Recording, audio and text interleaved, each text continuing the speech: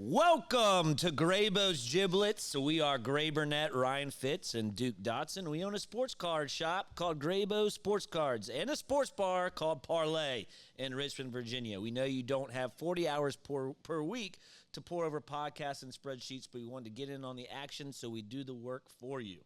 We bring you 30-minute giblets each week so you can feel good heading up to the window and into the weekend. We are the crossroads of sports lovers, fantasy heads, sports betting, and sports cards, and we're out here dropping giblets for the people. And ladies and gentlemen, we have a special podcast today. I'm with Denny one time, and he's going to introduce a very, very special guest, an RMC alumni as well.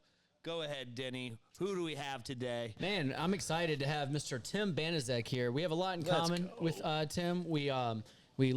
Each of us at this table love sports cards. We all went to Randolph-Macon, and I would say we're all a little bit crazy. And so I am very excited to have you here, Mr. Banazek. Welcome. I appreciate you guys. Thank you so much for having me. This is I'm in a sports card shop. Where else would I want to be, right? Playing with sports cards all day, something we have in common. That's it. But yeah, before we get into the collection, which we all want to hear about, let's give a little bit of your background. So where'd you grow up, and when did you get into sports cards? So I grew up in Syracuse, New York.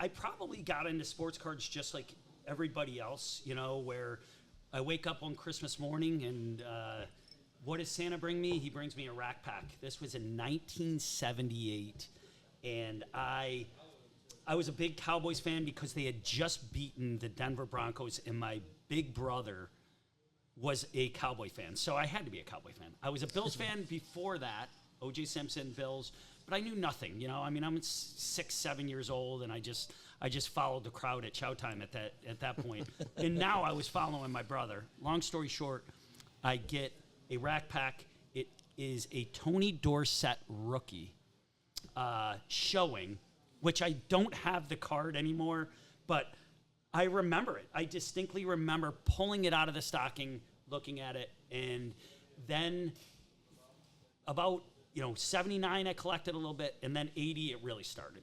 I just started digging in and buying packs, going to my local corner market, Terry Road Market. I remember it sitting on the steps, shoving gum in my mouth, and you didn't know who you were looking for back then. You were just thumbing through, and you had a favorite team, and you just wanted players from the favorite team. So there was no Ricky Henderson rookie back then. It was, for me it was Orioles back then, but then I changed as people that know my stuff know that I was not an O's fan. I was an Expos fan. So. Okay, so who are your squads now? So Expos. Do you root for the Nationals? No, I actually don't. I don't. I'm not. I don't have any allegiance anymore. Yeah. I have no allegiance to anybody. That's the best part about baseball. Baseball is my sport. So I really just root for the underdogs. Like right now, one of my best friends is a coach for the Pirates. Okay. He works he's the head of the whole video department. I call him a coach. He always laughs at that, but I refer to him as a coach just because he works with the players quite a bit. But the Pirates. Mm-hmm. I would love to see the Pirates win and do something good. I don't know that the ownership up there is going to allow them to do it, but we'll go with that. Football. Yeah, I want to say that I'm a Cowboy fan, but I just don't know. I don't know anymore. I really don't know. I've lost more money on Dak Prescott than any other player in the world betting on sports. In cards, huh? Yes, in cards as well. So tell me how you found your way to Randolph-Macon. You played baseball there, correct? Yeah, so I went to a junior college up in right outside of Albany, SUNY Cobleskill, and then I played 2 years there and contacted Coach Waters. And believe it or not, and I do like to say this, there were 3 schools I was looking at. I was looking at FIU, Florida International, ECU, East Carolina University, and then Randolph-Macon. Wow. In the mix. Yeah. That's funny. That's funny. I talked to the coach at FIU, and he told me I would not make the team. Like, he literally was just like, dude, you're just not good enough. And I hate to say it. Then East Carolina University, the coach said that I would have to try out. Yeah. And he said, then Randolph-Macon, Coach Waters at the time, he said, Tim, I've watched a little bit of, back then, video was on VCR. Right. You had to literally tape your game. Yeah. And I remember a girlfriend was taping my games at Cobleskill when I was sending stuff. But Coach Waters, he actually saw some stuff, and he was like, "Yeah, I'd love to have you down here, and we'll put you on the bump and see what you can do." And then I went down and I had fun, and then I tore my rotator cuff, but it was fun. I had a good time. Randolph-Macon was a great school. It was great for me. I played for Coach Waters as well. Nice. 8 years later, I went there to play baseball and football as well. That's so right. I know That's right. LG, as we called him. But How did you find Ashland, Virginia, being from New York? Is my you really ready for this? Yeah. That's good. So my dad's his wife at the time, she had a daughter who dated a guy that went to Randolph-Macon. Wow. And I know that's like trying to connect Yeah. the dots, and I'm like throwing a lot of stuff at you, but that's how it went down. That's and wild. my dad loved Virginia. He loved Richmond, Virginia, and then he knew that this was a school that it was small enough for me. I wasn't, honestly, I needed all the help I could get in regards to academics. Yeah. They were small classes. Yeah. So Yep. it worked for me.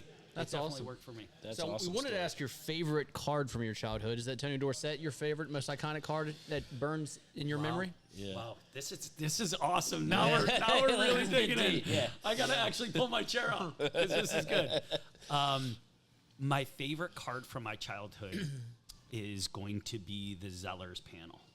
Okay, and there is a story behind that. And the story, I always tell this story, and I get a little emotional because I lost my dad in 2022, but this is probably one of the most important stories of my collecting life. My dad and I were getting ready to go up, well, not getting ready, we were on our way up to Montreal to watch Pete Rose play. Philadelphia Phillies against the Montreal Expos. That was our goal, is to go up, and I was going to do anything and everything I could do to get a Pete Rose autograph. On the way up, we stop at a department store called Zellers, and it was in Brockville, Canada, and Brockville, Canada, and I don't even know why we stopped, but I walked up. We were checking out, and the lady saw I was wearing either an Expos cap or a shirt. And she goes, "Are you an Expos fan?" And I said, "No, but we're going up to see Montreal Expos against the Philadelphia Phillies," or whatever. She then reaches underneath and she hands me a stack of Zeller cards. That's awesome. And in there was a Tim Raines, the Tim Raines panel. And I remember literally looking at it, and I loved the fact that I loved fast baseball players. I loved stealing. I loved quickness on the field. Like, I really did. I fell in love with that pretty quick in my admiration days of, like, watching baseball. And when I went to see Montreal that weekend, Tim Raines had, like, I think he had like 4 or 5 stolen bases. And I absolutely fell in love with Tim Raines. Yeah. So that card, long before eBay existed, long before you could actually go and buy these, I always tried to find more of them at card shows, and I couldn't find them. Yeah. I just couldn't find them. Even being in New York, I couldn't find them. So, that would be the most impactful card because it created the team I loved, and then it created the person I admired most on the baseball field, which was Tim Raines. He was my favorite player of all time. Yeah. That is a great story. And That's a great story. you're like what you're talking about, like nostalgia, right? Like I think that's what draws a lot of us, at least me, to the hobby is like those little pieces of cardboard. They remind you of a certain day, a time, how you felt, and all that. And absolutely. I lost my dad and stepdad both recently, and I've got cards that I'll never give away because they remind me of them. Like it's either their favorite player or a card they bought me. That you can't take that away. That's awesome. Dude, that's awesome. Yeah. Well, cool. Well, let's get into this collection. That's why we're collection here. time. So it has been well publicized, and I read about it, I think, in the New York Times and and numerous places. So it's said to be possibly largest collection in the world. So tell me how this came to be. How did you find out about it? What drew you to it? Okay. So just like everybody, well, not just like everybody, I always say that, but like a lot of us, 2020, just a lot of downtime, you know? Yeah. So as we were going through 2020, 2021, I started buying cards on eBay. I started buying wax on eBay. And early 80s wax. Okay. Yeah. To rip or just to hold? I don't know. Okay. Yeah. I don't know. That's incredible. I don't know. Yeah, I really don't know. I just was But, buying yeah. it, and then I was going to figure out what I was going to do Yeah. from there. Yeah. So I get this box, and I take pictures of it, and I post it on Facebook. And I get a message from a friend of ours whose youngest daughter played on my youngest daughter's soccer team. And she said, "Stop buying on eBay. You need to come and see my dad's collection." And believe it or not, I didn't respond right away. And then I responded probably about an hour or two later, and immediately she responds right back. And she's like, "Do you want to see it?" And I said, "Yeah, I would love to." But I'm thinking California, Texas, Florida. Like I'm thinking, where do I have to go to see this? Yeah. Right. And lo and behold, she's like, River Road on the south side. I don't know. There's 2 river roads that I learned at that point, which I didn't even know. One is in, rural or whatever. And I'm like, okay. I'm like, in here we your go. backyard. Yeah, it's in my backyard. Yeah. So I go over there. We plan. So I'm like, can I come and see it tomorrow? So I go and I see it. When I walked in, the first room was just floor to ceiling. It was, almost like an office type room, floor to ceiling. And I was just looking around and I'm seeing everything. I'm seeing Ruth. I'm seeing Oh my goodness gracious. like you name it. Yeah. DiMaggio, Cobb, all the cards that I dreamed of holding, not even owning, Right. but just being able to hold when I was a kid. Yeah. So then we look in that room, and I'm literally, I start reacting. I'm like, oh my God, I want to buy this. Like, Yeah. And she turns to me and she goes, wait a minute, you haven't seen anything yet. Yeah. What? So we go to another room. She shows me, and now this room is about twice the size, and it's again floor to ceiling, but it's filled with a lot of different stuff. It's got starting lineups, it's got autographs, it's got photos, it's got all this stuff, but it's got just tons and tons. One thing that I will always remember is seeing all the traded sets that were just sitting there from the 80s, from 81. And I was seeing, like, there were boxes. There were tons, stacks of them.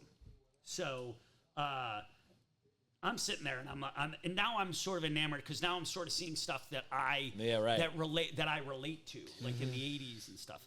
Then I turned around, I'm like, this is unbelievable. She stops me and she goes, You haven't seen it. "You haven't seen it." Oh God, there's more. There's more. So we walk outside, we go to the back of the house, and there's a warehouse. And I walk behind the house, and she's like, there's more in here. Yeah. I have no idea what I'm walking into. Yeah. So we walk around, open the door. I walked in first, and her father walked in behind me, and then she walked in. I think that was the order, and I'm not exaggerating, guys. We walked in. It was floor to ceiling, not just a room. Now we're talking a warehouse, and it was just stacks and stacks and stacks, 15, 20 rows back, just stacked to the ceiling. Because people always ask me, they're like, what does 20 million cards look like? I don't know if I'm explaining it to you, like this is what 20 million cards looks like. Yeah. But at this point, I walk in, and now I know I'm seeing something special. It's Yeah. not Right. just a collection. I'm seeing something Yeah. that's really unique and special. And here's the thing. It wasn't just like, oh my God, just cases and boxes of 1988 through 1994 or whatever. I was I was fully aware of the overproduced era. I don't like to say junk, so bear with me. Yeah. I like to say overproduced. Yeah. Because there's nothing junk about sports cards. Right. I hate to say it. Yeah. But so I'm sitting there, and now I start, the dad and I start really just jawboning, and we're having a blast and talking. I leave. The day ends, and I'm like, I gotta go process like, this. this is nuts. Like, this is nuts. Yeah. So I leave. I like actually telling this part of the story. I call one of my best friends from growing up, who is now he's like a coach for the Pittsburgh Pirates, and I call him and I tell him, and he's like, "Come on, man, you gotta buy it. He's like, you gotta buy it." He's like, "You're nuts if you don't buy it." Good friend. Yeah. Yeah. So I drive home. I pull in, and I walk into the house, and my wife is there at the time, and this is sort of funny. She treats me as if I was like a 12-year-old kid, which is awesome. She goes, "Did you have fun? Yeah. Did you have fun? Did you have all?" And I'm sitting there, and I'm like I couldn't even really answer her because I was still processing it.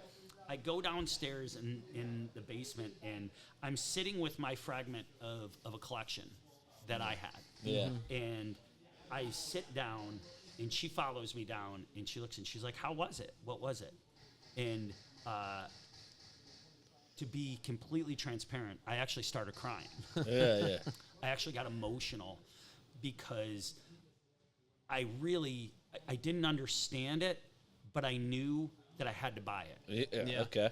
And I had no idea what the hell I was going to do with it. I was so, I think I was so overwhelmed with the fact that I kept saying to her, even, I don't know that this was meant for me, but I have to buy it. Yeah, I have to buy it. And then it was, if you got a plan, then go for it. If you got a plan. That So is wild. next day, I wake up, and I still think this is either the greatest sales pitch or I believe it's true, but it could have been the greatest sales pitch of all time. But she calls me and she says, "Hey, my dad loves you, and he really wants you to have this collection." How the hell do I turn that down? I'm like, "What are you talking about? What are you saying to me?" Yeah. That No, is. But and I think he saw the joy and the passion that I had, and that's really what this is about. It's not like I didn't buy this to make a ton of money off of it. I bought it because I fell in love with it, and then, with that being said, I had three really big pillars that I live by with this collection. Is first, I'm not going to sell it.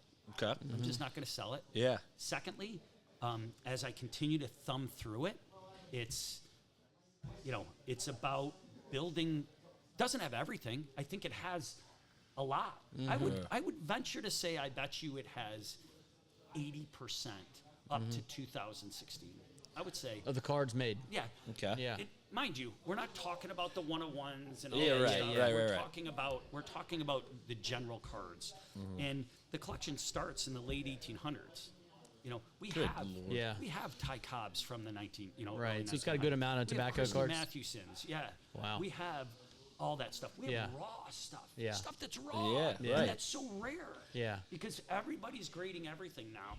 But that was my next thing. Is I do know we have every Topps baseball set from 1954 to 2016. Yeah. We had a lot of 1952s and a lot of 1953s. There's a lot of cards that we still need to go through. Yeah. And I would be shocked, I'm being honest, I would be shocked if I stumble across some Mickey Mantle in some generic box or whatever, because that's just such an iconic card. Yeah. Right. Could it happen? 100%. Yeah. That's wild. Is it likely to happen? Yeah. I don't know. Yeah. But I don't build that up Right. to say, oh, Yeah. that's going to happen. What I can say is that I have literally found Gaudy cards in white banker boxes Yeah. in cards with 1983, 1984 cards. Yeah. I Just found Mixed together. I'll actually Yeah. I found a Lou Gehrig 1933 Gaudy in a box. Was it in a top loader at least? It was graded. It was great. Okay. Graded. Good. That was the whole Okay. thing. It was graded and it was wrapped up. And it was in a box. I open the box as if I'm just I peel it back, and there is a Lou Gehrig Gaudi PSA 2. Yeah. And I'm like, What is going on? I literally sprinted around. Excuse me. I sprinted around the thing like a dog, like getting ready to go for a walk. I'm like, oh my God, this is spectacular. That's crazy. So, what percentage of the collection have you gone through, do you think? Sorry. I would say 10, right around 10, 15%. You've only gone through 10 or 15%? Yeah, you guys got to understand. Oh my God! So you still have like literally no clue what's still to be found. There are literally. And you've been doing this for how long? 3.5 years. 3.5 years. Yeah. I'm not exaggerating when I tell you guys there is wild. still stacks and stacks and stacks of banker boxes Yeah. against the wall. Like when people walk in and they start walking through the collection, they'll see it and they'll see stuff against the wall, and then they'll go, "Oh my God, there's stuff back there. Oh my God, there's stuff over here." Yeah. That's it. There is thousands of binders that I have not even. So as you're going through it, are you cataloging it or anything? Or are you just going through and enjoying it? No, I will tell you this. I had a partner of mine who joined me on this journey. He's stepped away. There's stuff that has taken him away from it. But first, I couldn't have done this without him at the time. Like he was honestly my rock, and his wife was huge. She helped organize it, but it's he built bookcases, all different kinds. And you of had to move all this. We had to move it all. How many truckloads? How many van How long did loads? that take? I want to say, I believe he knows. He actually has the number, but I'm going to try to be as precise. I would say it was 18. I think 18 U-Hauls. Oh my goodness. Guys, we could only do Yeah. like 2 to 3 U-Hauls a day. Yeah. Right. And we could only do like one a week because your Yeah. back Yeah. at 50, at 51 years old, Man. back Yeah. then, like your back could only handle so much. Good Lord. So I was bringing Yeah. stuff in. One thing I did want to add, I had a third pillar, and I just wanted to add this. Yeah. Is the last but not least was to share the collection. Yeah. Right. I knew right on, and I do got to give this. This is a really cool example. I got a phone call from a gentleman at the beginning of the collection, and through a friend, through another friend, whatever, they saw the me posting stuff, and they're like, "Oh my gosh," and I was friends with him on Facebook. Yeah. He calls me and he starts talking to me about a specific card, and he's like, "Do you have this?" And here I am sitting in this collection, and I have about 150 of those. And it was a Cal Ripken rookie. Yeah. Cal Ripken rookie. Yeah. Yeah. And it was his iconic card. And he Yeah. said, he talked about how he wanted to buy this card. Yeah. And I always say this. Here we are, we sit in these unbelievable places. Mm-hmm. We walk in and we're surrounded by these unbelievable cards. And we could have the Cal Ripken rookie. And Yeah. to us, it's an iconic 1982 card. Yeah. That's what it is. Yeah. But it doesn't really go past that. Yeah. This guy, it was his card. This is Grail Yeah. card. It's It his was Grail his, card. it was his Grail card. Yeah. And I knew right then and there that I wanted to actually give I wanted to start giving the collection away. Yeah. But I had to figure out how to do it. I didn't want to do it prematurely, and I didn't want to do it without some kind of guidance and some kind of direction. And that was important to me. Yeah. And so you gave him that card? Believe it or not, no, because I asked him if he wanted it. And you want to know what he said to me? Yeah. No. He goes, "I want to buy it." He goes, "You can give me any other card, but don't give me that one." He goes, "I'll take the Lou Gehrig." Oh, That's man. funny. Yeah. So I'm a just kidding. question I have is, like, when you are, I see your videos and you're showing people the cards and the collection. Do you have when you go in there, do you have a process? I'm going to open this box today, or I'm going to open this one. What is your process with You wanna sharing know it? what? Or is it just random? Like, I'm the random. It depends on the day. There could be a box, like I said. So we've been through about 10% of it. there could be a box that's labeled Nolan Ryan. Okay. That I've been looking at. Yeah. Guys, people like us that have no patience whatsoever, like we got packs when we were kids and we were ripping them open before we left the store. Yeah. Having the patience to look at that box and not open it. Like this is what I always say to people. There's so many other things that distract me in the shop. Yeah. That I go in and I look through. I love this, and this is another part of the collection I love is the history. Right. Yeah. Is the history. So I'll go in. We have multiple sets in the 60s. Multiple. We have multiple sets of each year. So 1969 we have 4 or 5. 1968 we have 4 or 5. Like that's the Ryan rookie, and we have these. And down the line, I'll go in and I will look at these inside these boxes, and I just want to look at everything, every single one, because I know all the cards from the 80s, like from 80 to 86, 87, right? Like how when we knew everything Right. during our eras, like someone could say to you, who plays first base for the Chicago Cubs? Yeah. Well, Mark Grace. Mark Grace. Yeah. Mark Leon Grace Durham. comes to mind. Leon Durham. Leon Durham Yeah. for you. Yeah. For me, it was Leon Durham. Yeah. But I'm saying, like I remember that, but I can't remember what I learned in school. Right. It's nuts to me how that's how right. That's how my brain worked. Yeah. Yeah. And it was because I was literally looking at cards. Now I look at these cards and I'll see stuff that that just that like Phil Roof.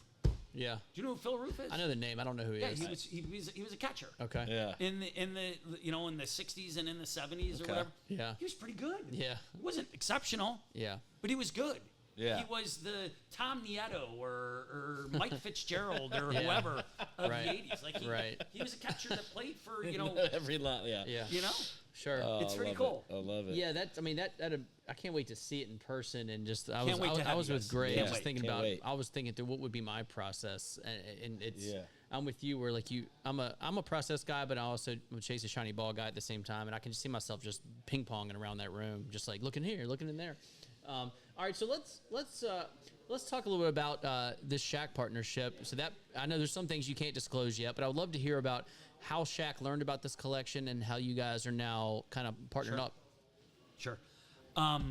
So it started, really, the process started a few years ago with who I consider an incredibly close friend, but he's a partner in the process. His name is Robert Smith. He was a producer in Hollywood, and he really took a liking to this, and it was through different connections that connected us. Yeah. And it was really, really intriguing. And then he started having these unique ideas of how we could do this.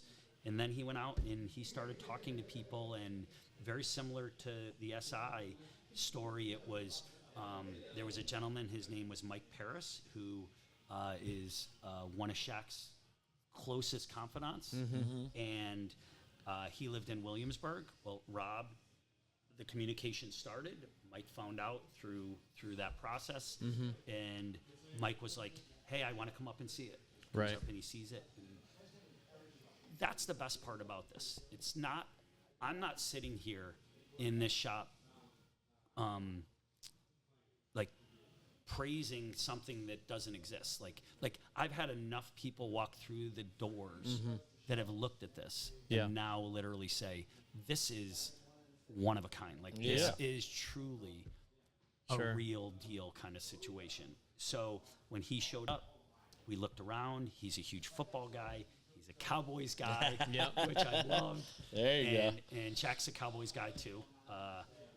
And the next thing you know, we're in conversations about how we can get Shaquille involved. And Incredible. And I got to tell you, and I do got to say this, I think long before the process started, I admired Shaquille O'Neal, because of not just the basketball player he was. I think the older we get, the more we start admiring people for who they are off the court, Sure. who they are off the field. Yeah. And I think that's important. You know, when you're a kid, you're tunnel vision. Like, how many home runs do they hit? Right. How many points do they score? How many championships do they win? Right. And then as you get older, you start looking at somebody at who they are as a person.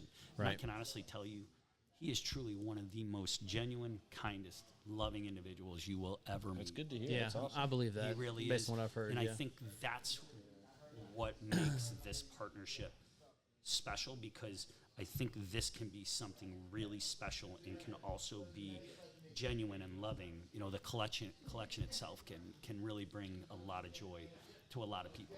Well, that's very exciting. Can't wait to see what this partnership turns into. And I know there's some things you can't release yet. You got big plans with this collection and with Shaq, and very excited to hear about it. Let's hear this Ted Williams story. You were teasing before the pod. Being a big Red Sox guy, Okay. I heard Okay, I heard some Ted Williams stuff here. Oh my gosh, this is guys. This is probably. I have a lot of stories, so I got to preface it. I have a lot of stories from my childhood. My dad was the kind of dad that when I was with him back then, I was embarrassed 90% of the time because of how bold he was. Yeah. Now I look at it and say, wow, the memories that I garnered from those experiences, Yeah. I will never forget, and I appreciate them. And again, I lost my dad in 2022, so this story it's pretty remarkable. So we go down. I'm with a friend from high school, and we're at Winter Haven, where the Red Sox Spring training. spring training Yes. is. And I'm going to be a little goofy. Here we are, 15, 16-year-old kids. I've got my shirt off. I'm just playing catch with my buddy or whatever. Who comes pulling up in a golf cart? None other than Ted Williams. Well, my dad obviously recognizes him right away, and he's like, what are you guys doing? You know, and Ted Williams comes up, and he's like, hey, what's going on? And my dad comes over, and he's like, hey, Ted, you know, Stan Banazek, how are you doing? And he starts talking, and the next thing you know, he just turns to me. My dad turns to me, and he's like, come over here, sit down. Ted Williams. Yeah, sit in the thing. I'm still playing catch. Yeah. You know, I'm still playing catch. So I go over, and I sit down, and Ted Williams turns. Here I am. I'm sitting next to Ted Williams, one of the greatest hitters of all time. Yeah. You know, and at the time, who was the greatest hitter of all time? Tim Raines was the greatest hitter of all time. That's what I thought as a kid, and I'm probably going to get bashed for that. But so I'm sitting there talking to him. And Ted Williams literally turns. He's like, "You want to go see some hitters hit?" Mm-hmm. And I'm like, "Sure." Ted Williams takes me over to the batting cage. There is Wade Boggs, Jim Rice, a young rookie named Mike Greenwell. Pretty good right or there. whatever. And I think maybe Rich Gedman at the time. Okay. Rich Gedman, I think, was a rookie Right. at the time. But here I am sitting with these guys. I walked away with a Jim Rice bat, a Wade Boggs bat. Unfortunately, the Wade Boggs bat, he shattered his bat. So I didn't even get a new bat. I got a shattered bat. The shattered Wade Boggs. He autographed it. It's got his number on the end. I still have it. That's incredible. And 4 autographed balls from Ted Oh, Williams. wow. And Wow. Wait, you rode in the golf cart with the Ted golf Williams? cart. That's even cooler. I That's rode in amazing. a golf cart Here's with the Ted thing, Williams. is when he pulled up, guys, you got to understand, like, I'm this goofy kid. Yeah. Or whatever. I've got a like an actual whatever T-shirt on, like an actual whatever you want to call it, you Yeah. know. And I'm looking goofy, like I'm looking like a ragamuffin, Yeah. like pulling up. I don't look like It just came off the street. That's Ted it. Williams picked me up. That's it. And I've got my glove in hand or whatever. I've got like he's pulling back out, and I've got balls like tons of balls in my glove. Thank God for my dad. Yeah. Because my dad pulls out and he goes, Ted Williams was not signing a lot back then. Right. There's stories like Right. he really was not signing a lot back then. He Yeah. signed a lot after, you know, when there's tons and tons of money got Yeah. involved in it. He started signing, but at the time, he wasn't signing a lot. And my dad said, "Will you sign some you signed the baseballs for us, and I still have them. That's awesome. Incredible. And he signed the baseballs, and one of them he put to Tim, and the rest is history. Yeah. That's amazing. That's a great, that's an awesome great story. childhood story. That's really cool. Well, listen, man, we really appreciate your time. I want to close a couple rapid fire questions if you're Absolutely. game for Would love it. it. Would love it. All right, in the collection so far? What's your favorite card you found so far? The Zeller's panel. Zeller's panel. And I'm going to tell you why. Yeah. I found about 300 of them. I Oh, found wow. one was Gary Carter, and the rest were Tim Raines. Think about Yeah. that. Yeah. My favorite card. That you couldn't find ever. Yeah. And now I get this collection, You have and 300. I find a stack. When you guys come to visit, Yeah. you guys will see it. Okay. It's pretty. It was a pretty remarkable find. That's awesome. That's cool. Yeah. All right, how about what's the most expensive card you found in the collection so far? I want to tell you guys, but I can't. Oh, you can? Yeah, Okay, okay, good. okay. Well, that's good. Yeah. What I will tell you is All right. I've already revealed a few Yeah. things. Can you tell us what decade it's from? But I would say early on. Okay. Early Early on. Okay. All right, Very good. all right. What I would say early on, and again, I think there's ties. I think Okay. there's ties. Okay. But you also got to understand that there are graded cards that I have that could very well be. I don't look at prices a lot. Yeah, Yeah. right. Yeah. So, Yeah. like, for me to toss that out, this is what I'll say to you. When you guys come and visit, I think that would be a more appropriate question and Okay. answer. Yeah. And I'll allow you guys to actually talk about it. That There you fantastic. go. Sold. Yeah. Sold. Count Sold us in. me. I'm in. All right. Where Other do we than go? other than Shaq, any other celebrities reach out about this collection? Let me think.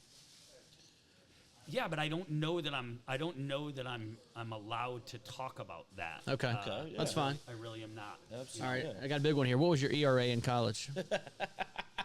Oh my gosh, this is funny. I have a sheet, and it was right after I pitched a game against CNU, Christopher Newport. And guys, I'm not saying this because this was my claim to fame. I actually ended up losing the game, but I pitched at 9 innings against them, and we lost in the 9th inning. Oh God. And I want to say my ERA was in the 4s. Okay. Yeah. Yeah, it was guys. Respectable. It was. That's all it was.